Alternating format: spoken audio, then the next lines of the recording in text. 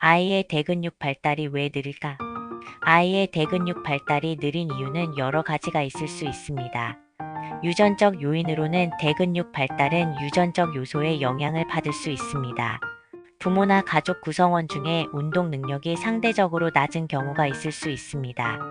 신체 활동 부족으로 현대 사회에서는 아이들이 활동적으로 놀기보다는 실내에서 스마트폰을 사용하면서 활동량이 줄어드는 경우가 많습니다. 이는 대근육 발달에 필요한 운동 기회를 제한합니다. 환경적 요인에는 아이가 성장하는 환경이 신체 활동을 장려하지 않을 경우, 예를 들어 안전한 놀이 공간이 부족하거나 운동시설이 적은 경우 대근육 발달에 영향을 줄 수 있습니다. 개인적 성향에는 어떤 아이들은 활동적이지 않거나 소극적인 성향을 가지고 있어 스스로 신체 활동을 선택하지 않을 수 있습니다. 이로 인해 대근육 발달이 더딜 수 있습니다. 감각적 또는 운동적 문제로는 일부 아이들은 감각 처리 문제나 운동 조정 능력에 어려움이 있을 수 있습니다. 이는 대근육 발달에 부정적인 영향을 미칠 수 있습니다. 건강 문제로는 특정 건강 문제나 질병이 대근육 발달에 영향을 줄 수 있습니다.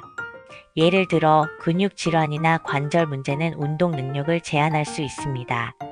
자기 표현의 어려움에는 대근육 발달이 느린 아이들은 신체적 활동에 대한 두려움이나 불안감이 있을 수 있습니다. 이로 인해 자신감을 잃고 활동에 소극적이게 되는 경우도 있습니다. 이러한 여러 가지 요인들이 복합적으로 작용할 수 있으며 아이의 개별적인 상황에 따라 다르게 나타날 수 있습니다. 만약 대근육 발달이 우려된다면 전문가의 도움을 받아 구체적인 원인을 파악하고 적절한 접근 방법을 모색하는 것이 좋습니다. 가정에서 대근육 발달 돕는 방법.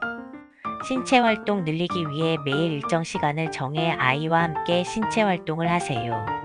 예를 들어 공 던지기, 줄넘기, 자전거 타기 또는 산책을 통해 대근육을 사용하는 기회를 늘려줍니다.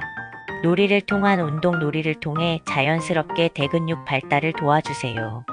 예를 들어 장애물 코스를 만들거나 숨바꼭질, 공놀이 또는 태그게임 같은 활동을 통해 재미있게 운동할 수 있습니다. 균형 잡기 연습으로 균형 감각을 기르기 위해 한 발로 서건 트램폴린에서 뛰는 등 균형 잡기 활동을 시도해 보세요. 간단한 스케이트나 스쿠터도 도움이 됩니다. 근력 강화 운동으로는 어린이용 체중 운동을 시도해 볼 수 있습니다. 예를 들어 스쿼트, 팔굽혀펴기 또는 어린이들이 좋아하는 요가 자세를 함께 해보세요.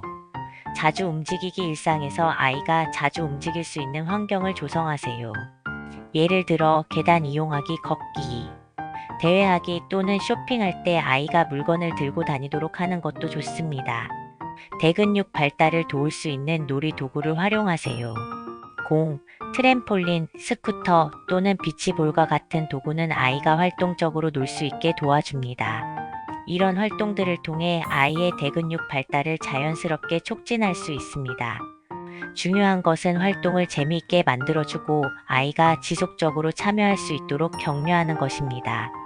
대근육 발달 느린 아이 병원이나 센터에 방문해야 할까? 대근육 발달이 느린 아이는 병원이나 센터에 가는 것이 도움이 될 수 있습니다. 전문가에게 평가를 받아 정확한 상태를 파악하는 것이 중요합니다.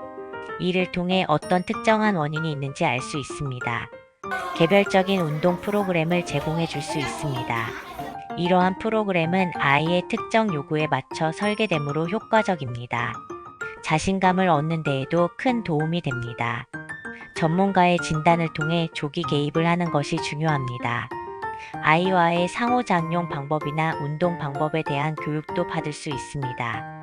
이러한 점들을 고려해 볼 때 대근육 발달이 느린 아이는 병원이나 센터를 방문하여 전문가의 평가와 지원을 받는 것이 좋습니다.